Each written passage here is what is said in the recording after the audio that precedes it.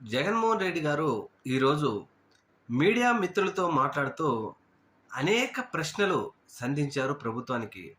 ముఖ్యంగా ప్రశ్నలు అంటే ఏదో ఇప్పుడున్నటువంటి ఎల్లో మీడియా, కూటమి ప్రభుత్వ నాయకులు మాట్లాడినట్టు గాలి మాటలు కాకుండా విత్ ప్రూఫులతో మీరిచ్చిన హామీలేంటి? మీరిస్తున్నదేంటి?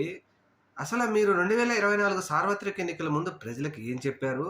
ఇప్పుడు ఏం చేస్తున్నారంటూ విత్ ప్రూఫులతో జగన్మోహన్ రెడ్డి గారు మీడియా మిత్రులను ప్రశ్నించారు. ముఖ్యంగా అసలు జగన్మోహన్ రెడ్డి గారి మీద ఎందుకు ఇటువంటి చర్యలకు వీళ్ళు పాల్పడుతా ఉన్నారు అనే దాని మీద కూడా చాలా క్లారిటీగా, ఎందుకంటే జగన్మోహన్ రెడ్డి గారు మీడియా ముందుకు వచ్చాడంటే అనేక విషయాలు మాట్లాడతారు. ఎల్లో మీడియాకు అనేక విషయాల మీద సమాధానాలు చెప్పాల్సి ఉంటుంది.